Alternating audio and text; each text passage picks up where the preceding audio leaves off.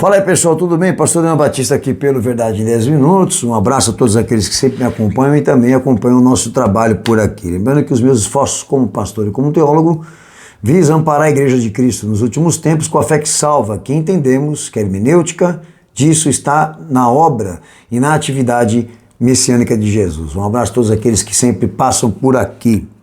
Bom, meu tema hoje com vocês é a Igreja 2030 e nós vamos entrar hoje aqui nessa questão do antissemitismo eclesial, que eu já entrei pelo canal aqui com algumas informações, com também esse mérito da questão da ideologia nazista como uma política de discriminação racial alimentada e financiada pela elite global. Nos outros vídeos que eu tratei sobre esse assunto, coloquei ali como o mecanismo do medo como sendo uma renda, uma fonte de lucro para a elite global que está representada por aquela coalizão da boa vontade, como Al Gore chamou, né? Que em nome da humanidade, o que já não lucrou para a nova ordem mundial.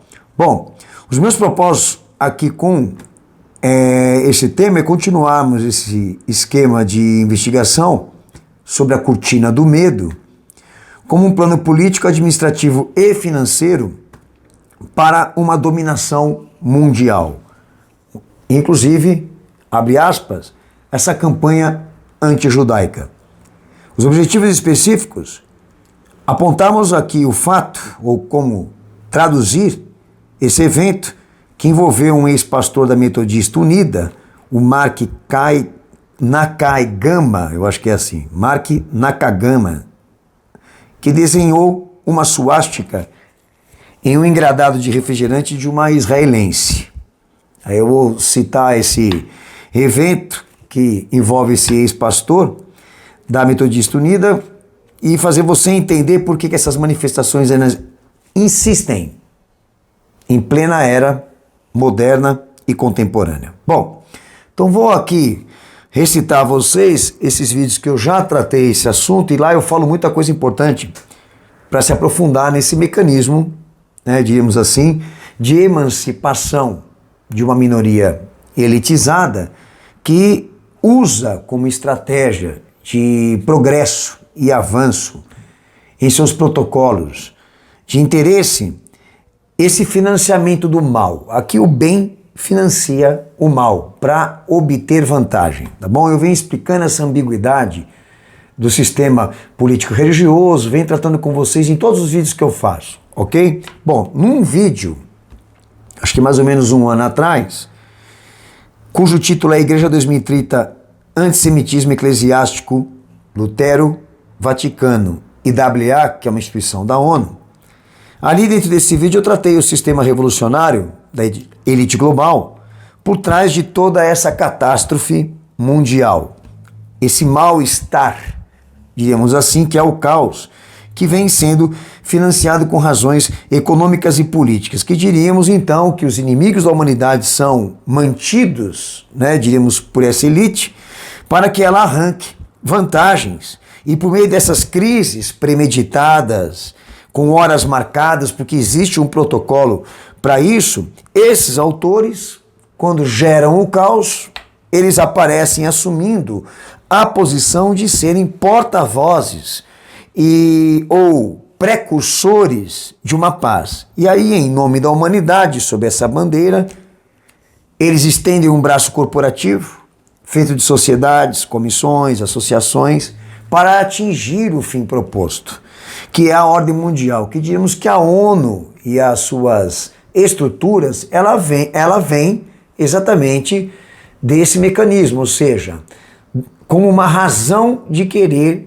criar e construir um mundo novo debaixo do caos, premeditado, ok? Então, é mais ou menos o que eu falei nesse primeiro vídeo lá. Aí eu especifiquei que essa política de discriminação racial, a princípio o antissemitismo em que eu me refiro, existem marcas dentro da história de que isso foi parar dentro da igreja ou dentro do cristianismo por esforço do Vaticano, que segundo o livro da história da Inquisição de Roberto Lopes, de 1993, ele cita ali no livro a exaltação ao holocausto judeu foi fortemente apoiada pelo Vaticano, pela Igreja Católica. E os dois maiores ícones desse antissemitismo teriam sido Inocêncio II e também São Tomás de Aquino. E eu citei lá o livro nesse primeiro vídeo. A origem do antissemitismo eclesial, numa época em que a Igreja Católica ditava as regras culturais, como também regras de costumes, por meio da monarquia papal. Então esse suporte logístico, né, de inspiração contra judeus e contra Israel, a chave da ativação foi a monarquia papal. E aí eu dei esse livro como referência, como também citei esses dois precursores dessa inspiração. Aí, acrescentando a questão dessa logística de inspiração ainda, agora mais para uma ideologia nazista, que os modos operantes dessa discriminação racial executados por Hitler, que deu início a essas leis e decretos que excluíam o povo judeu e seus direitos políticos, como também de existência social e humana, Hitler, o Vaticano cooperou com o regime alemão durante a guerra e o Papa Pio XII refugiou Hitler, Mussolini, e obteve lucros políticos e promoveu o papado por meio do governo alemão, o famoso Papa do Hitler, que não pode ser esquecido, tá? Que lá atrás essa nave foi levantada com essa logística de inspiração, doutrinação contra Israel, contra o povo judeu, e a autora dessa iniciativa é o Vaticano e a Igreja Católica. Isso está registrado dentro da história. É uma marca que está lá. Mudou de lá para cá, pastor? Não. Obviamente não está estampado isso, mas quando eles precisarem, eles vão ativar de novo. Está lá. Está lá o mecanismo dessa doutrinação e dessa inspiração. Aí um outro detalhe que eu citei nesse primeiro vídeo, o antissemitismo que também estava em Lutero, tá? Que o famoso tratado dele sobre os judeus e as suas mentiras, publicado 3 anos da sua morte, 3 anos antes da sua morte, em 1543, ali também Lutero expõe a sua opinião sobre os judeus e sobre o judaísmo, e como eles se comparavam aos protestantes. Então ele, para que julgasse o povo judeu por querer ser comparado aos protestantes ou ao cristianismo, ele aconselha cristãos protestantes, na seção 11 desse publicado, ele orienta protestantes em seus escritos a perseguir judeus. E ali ele dá 7 ações de correção que os protestantes deveriam aplicar contra os judeus. Lutero. Então notem vocês que tudo isso está na história, tudo está registrado. Então essa nave ainda existe. Essa nave eclesial, ou essa linha e esse segmento de pensamento teológico contra Israel, contra o povo judeu. Aí também acrescentei nesse vídeo ainda o antissemitismo eclesial e essa política de discriminação judaica, que também aparece historicamente aí essa evidência de um fundo internacional para financiar essa educação e essa doutrinação ou logística de inspiração. De quem sai isso? Da família Rockefeller. Olha que interessante, que eu venho falando sempre da ambiguidade desse sistema político-religioso, que a direita e a esquerda cumprem papéis diferentes, mas todos eles se direcionam para um objetivo comum, nova ordem mundial. Quem financia essa política de discriminação judaica com registros históricos? A família Rockefeller, pela RBF, eu expliquei lá. A RBF que financiou a NCC, Conselho Nacional de Igrejas de Cristo da América, como também financiou a CMI desde 2013 para contribuir com movimentos anti-Israel, que até citei lá que existe uma doação registrada de $800 mil, ok? Mais um ponto importante nesse vídeo, ali já mais para frente, na atuação dessa visão contemporânea desse eixo supranacional do poder, já numa visão globalista, globalizada, mundial e etc., a WEA, que é uma instituição da ONU feita de igrejas, ok? Junto com a visão mundial, propôs uma revisão cultural da Bíblia, de tradução usando a Wycliffe e a Seal, que são editoras da família Rockefeller, sugerindo incluir uma metodologia teológica para muçulmanos na Bíblia. E o que eles pediram? A exclusão de expressões bíblicas como Deus Pai e Deus Filho, e emitiram um relatório para isso. Olha a preocupação desses caras. Veja só. E lembrar que aos senhores que cristianismo foi patenteado por bispos católicos, isso obviamente na Idade Média, com a finalidade de desassociar o Antigo Testamento do Novo Testamento e banir a importância da história do povo de Israel no que diz respeito ao messianismo de Jesus, que foi outra informação que eu trouxe aqui para vocês em vídeo. E lembrando também que existem outros vídeos que eu também trouxe aqui, aonde eu ali trabalho a farsa do Islã e de Maomé, de que Maomé teria objeções de criar um Estado Islâmico, que nunca foi, ele era um gestor. Ok? Mas existem evidências históricas de que ele foi recrutado pelo catolicismo, pelo Vaticano, pela Igreja Católica, para desenvolver, diríamos assim, uma vertente teológica muçulmana e também militar e de guerrilha, sem a pretensão de um Estado Islâmico, tá? Com o objetivo de servir como um instrumento de perseguição contra protestantes e também judeus. Aí pastor, eu coloquei no vídeo aí essas informações da ligação de Maomé com o Vaticano, e é uma coisa até escatológica, porque está registrado nas escrituras, do que servirá o Islã no futuro, do que diz respeito a essa arma biológica, essa arma terrorista, essa arma de perseguição religiosa, que é uma coisa óbvia que funciona até o dia de hoje. Esse foi o primeiro vídeo. Então eu queria só fazer uma pausa e lembrar aos senhores que aqui fecha-se um quadro de ações revolucionárias com etapas, ciclos, protocolos que se direcionam exatamente para criar o mundo do caos. Ao mesmo tempo também aparelhar o mundo da solução, porque os mesmos que criam a guerra são os mesmos também que aparecem para dar solução ao problema do fracasso e da catástrofe mundial. E essa ambiguidade, essa articulação, ela existe na visão até mesmo escatológica bíblica. Tá? Então dizemos que aquilo que está acontecendo no Oriente Médio há tantos anos, aquela divisão, aquele conflito, a esquerda e a direita tá lá. De um lado arma, do outro arma também. Porque há interesses políticos do que diz respeito ao que acontece lá a nível de estabilidade e conflitos, no que eles querem atingir na frente, que é a ordem mundial. E todos nós estamos sendo direcionados ali, exatamente para essa questão. Eu gravei o DVD era digital, e lá eu citei até o livro de Al Gore, que neste livro, né, onde ele fala sobre a quarta revolução industrial, a tecnocracia, etc., ele explica exatamente essa dinâmica e essa mecânica de como a ONU vai assumir o Tribunal Internacional exatamente com esta razão de comprovar que os estados e as repúblicas estão agonizando.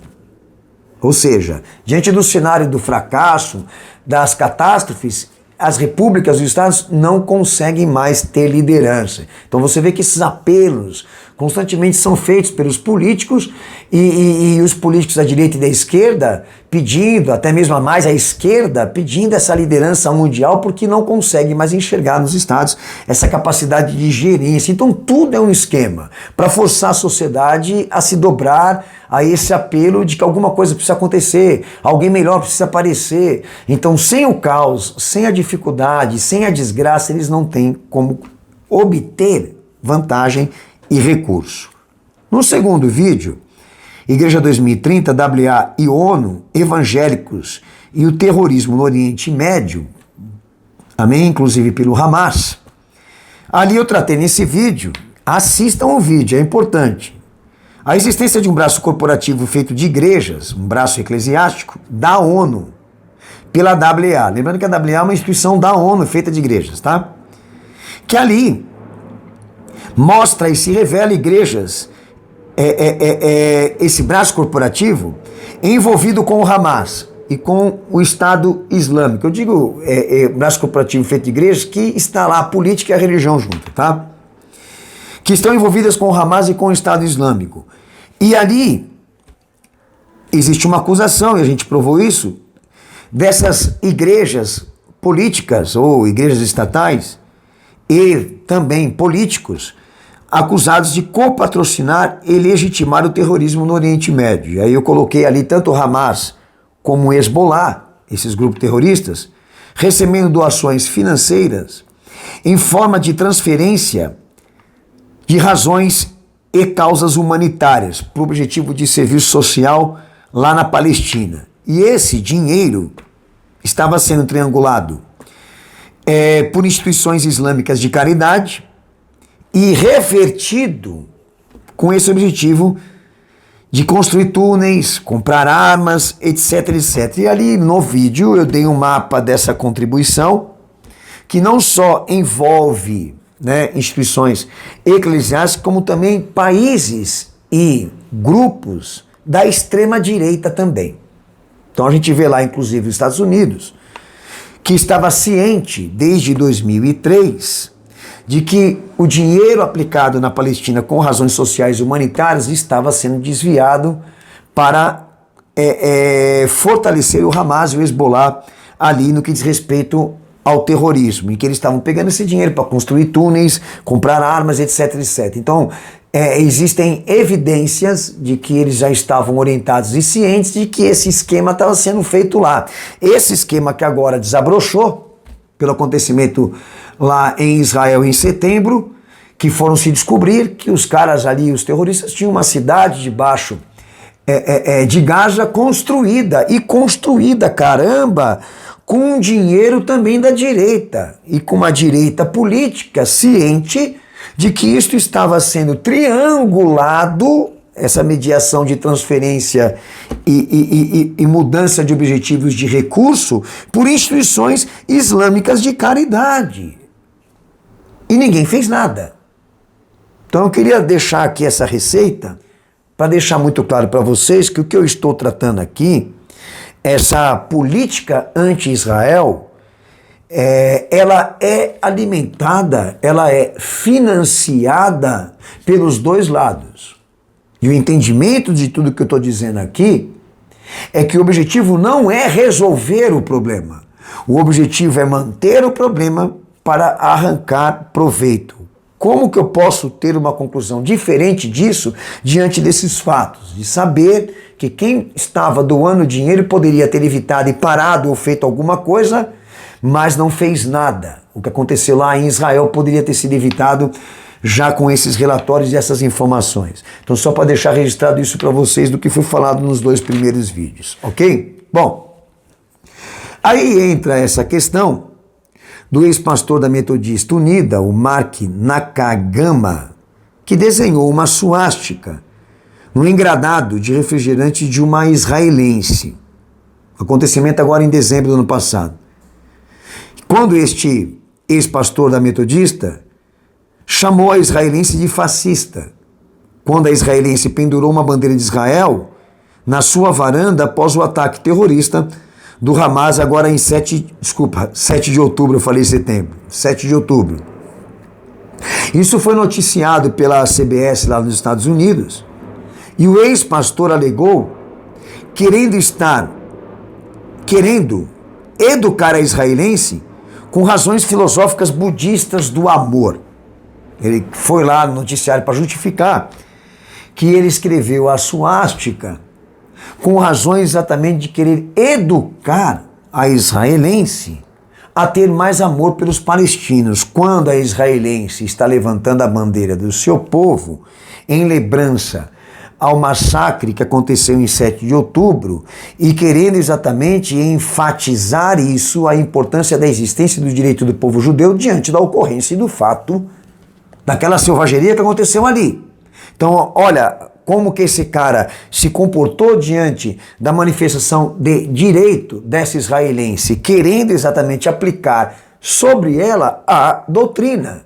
E qual tipo de doutrina?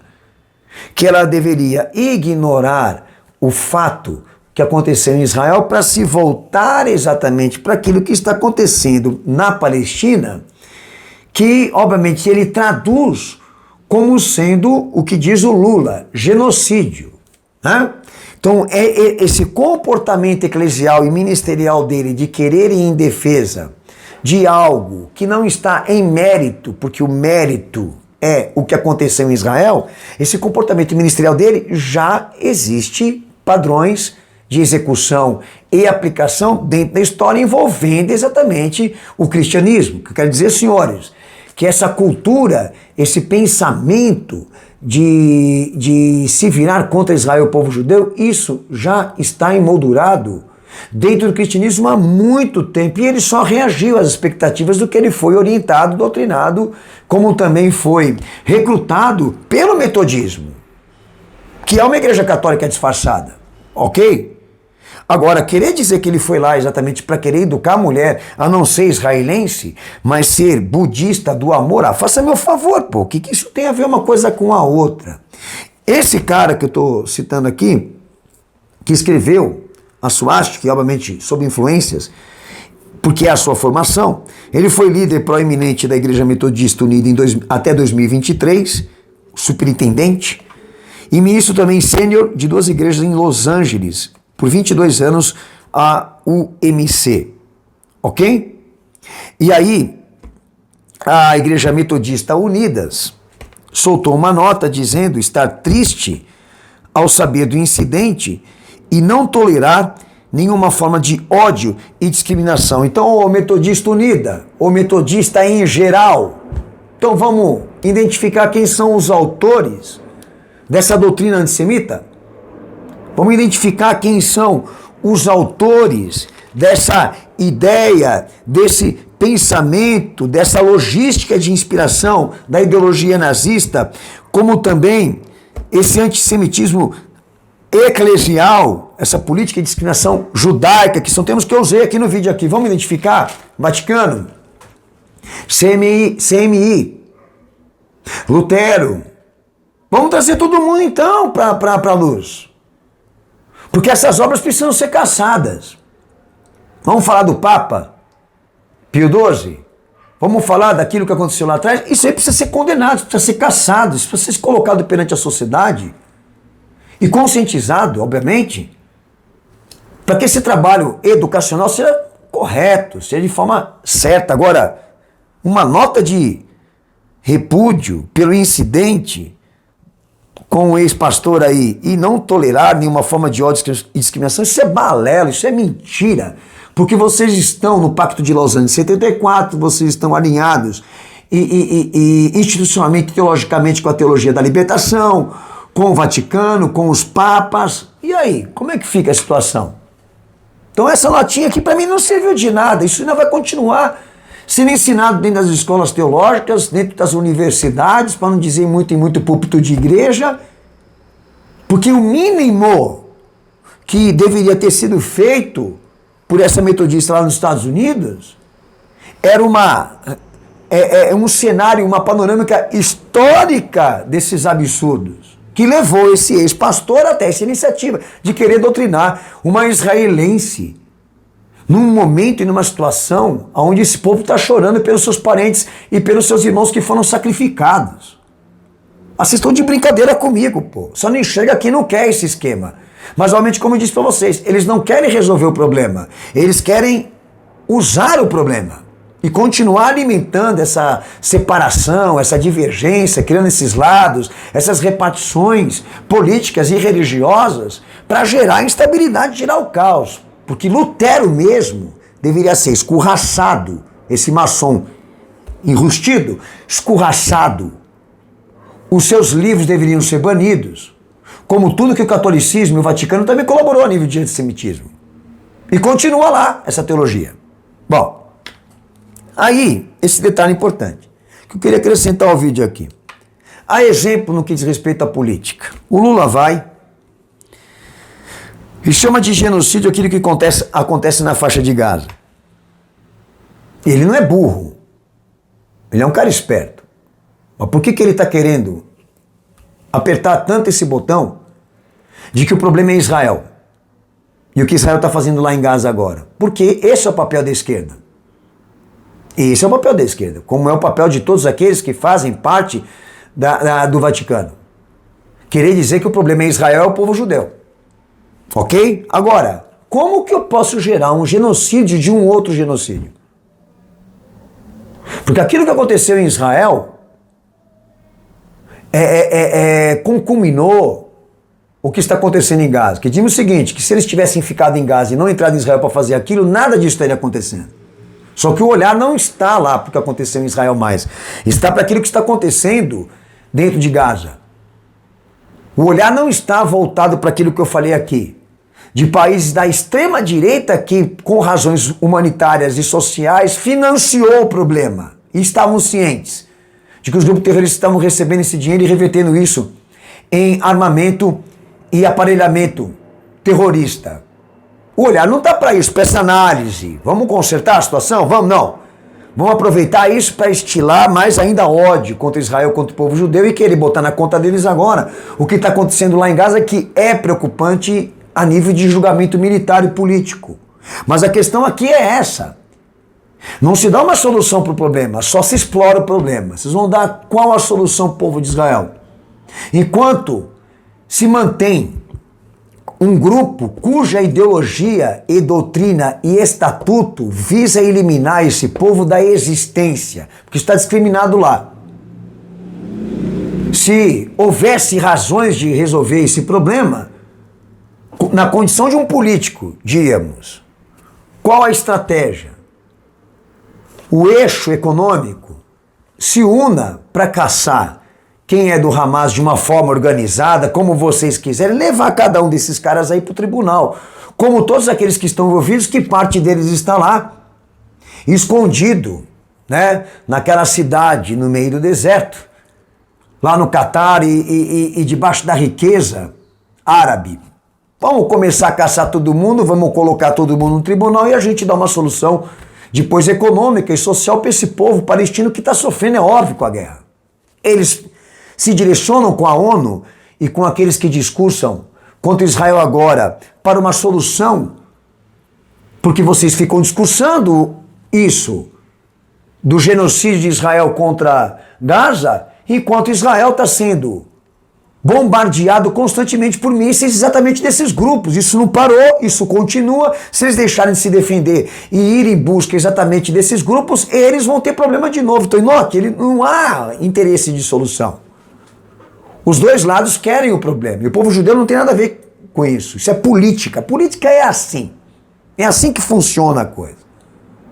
Notem vocês que a Ucrânia e a Rússia, ninguém tem mais olhar para lá. Eu não sei o cálculo das mortes inocentes que já não aconteceu naquela guerra por razões fúteis, por razões banais, por disputa de território. Que agora a Rússia, e tanto o presidente, deveria estar sendo colocado também no tribunal. Agora, Lula, por que você não fala dele? Por que ele também não é chamado de genocida? Ou então porque ele não é levado a um tribunal e uma corte internacional pelo tanto de mortes que ele já fez lá? Mas ninguém está falando disso. Aí levanta a bandeira Free Palestine, como se isso fosse uma ideologia, como se isso fosse correto, como se isso fosse certo politicamente, militarmente falando, mas não tem consenso, não tem julgamento, não tem equilíbrio, nem de uma análise histórica, nem de uma análise humana, sistemática da coisa. É uma política burra, ignorante, oportunista, materialista e que visa exatamente arrancar e extrair o maior proveito disso tudo. Para aparelhar o que a ONU é hoje. Porque essa posição da ONU de querer assumir uma base comunista, esquerdista, a tendência é isso ainda insistir até o final. A maneira como eu traduzo isso, né? Que agora é bem capaz que aquele evento lá em Israel e em Gaza se transforme numa perseguição contra judeus e contra Israel para a quebra do ultranacionalismo e da ortodoxia que existe lá. Porque a ONU quer a ordem mundial e para ter a ordem mundial ela vai precisar quebrar as barreiras diplomáticas e, de certa forma, vai precisar de argumento exatamente para tirar Israel da gerência e da administração israelense. Então tem muita coisa ainda para vir por aí que não está sendo analisado. Um cara que vai e discursa perante a população brasileira chamando de genocídio o que está acontecendo lá na Palestina, mas um cara que é amigo de genocida, que apoia certas ditaduras aqui na América Latina, que até alguns governos dele antes ele chegou a pavimentar. estradas para circular a cocaína que era comercializada em alguns países latinos. Até isso o dinheiro brasileiro foi investido lá, nessa pavimentação. E ele com as razões exatamente de sempre estar voltado para os países da esquerda. Então, que moral que esse cara tem para falar? Que outro dia estava preso, que não conseguiu nem provar a inocência dele. Que moral que esse cara tem para falar de Israel e da forma como Israel se defende? Essa é a questão. Eu estou querendo um pouquinho de inteligência, eu não estou acusando ninguém, mas vamos começar a trabalhar um pouco mais a razão diante daquilo que se discursa e se fala a público. Por quê? Porque se hoje existe uma preocupação ali voltada para o Oriente Médio, então a ciência, a razão, deveria exatamente explorar isso. Caçar, julgar aqueles que são culpados pelo evento, pelo massacre, pelo que ocorreu ali em Israel. Então ajude Israel a achar quem são eles, ou onde eles estão, ao invés de ficar só preocupado exatamente com aquele cenário humanitário que é preocupante, mas somente voltado para isso, para querer ficar explorando com discurso e com falso moralismo, porque moral aqui para político não tem não, nem para igreja, que como já falei, se tivesse que razões para querer doutrinar um israelense no direito de querer exatamente enfatizar a existência do seu povo, como também a tristeza daquele massacre, querer doutrinar com os escritos de Buda sobre um amor, faça meu favor, vocês estão de brincadeira e escrever uma suástica como um protesto, ou usar exatamente o que Hitler foi como comparação ao que Israel é agora ali em Gaza, sendo que eles estão cumprindo uma reação não uma ação. Então só não enxerga quem não quer, senhores, aonde isso vai acabar. Isso vai acabar em nova ordem mundial e vocês não tenham dúvida. Eles vão explorar isso até o fim. Vão quebrar as nacionalidades, vão introduzir o que eles podem para Israel perder o seu Estado. Não tenha dúvida disso, que é o fim de todas as nações. É o fim de todas as nações. Nós temos enxergado, inclusive, trabalhos acadêmicos da esquerda evangélica destilando antissemitismo, trabalhando o ódio contra Israel e sem, obviamente, nenhum direito, nenhum respaldo científico, histórico, a não ser isso. Essa politicagem desgraçada. Seguimos aqui nosso trabalho, espero que o que eu tenha dito e falado aqui tenha servido para você de alguma coisa. Pastor, qual a hermenêutica de tudo que o senhor falou aqui? Senhores, o cristão não tem lado. O cristão tem a verdade teológica que é Cristo. Nós não temos lado político, nós não temos lado de uma verdade. Existe a verdade e nós seguimos ela, nós seguimos a luz que é Jesus. Entendeu? E o Cristo é judeu, saiu de Israel e tudo que ele cumpriu em vida, em carne, está no messianismo profético do teu Antigo Testamento. Lá está a árvore genealógica dos profetas que ele saiu, não dos reis, dos profetas. Sem o Antigo Testamento não tem Novo Testamento. A Bíblia é uma panorâmica histórica redentiva e nós temos que levar a sério essa ciência. Então qualquer um que esteja me ouvindo aqui, que você respira ódio contra Israel, contra o povo judeu, você nega Cristo porque a origem humana e orgânica dele é essa. Que Deus abençoe você. Um abraço.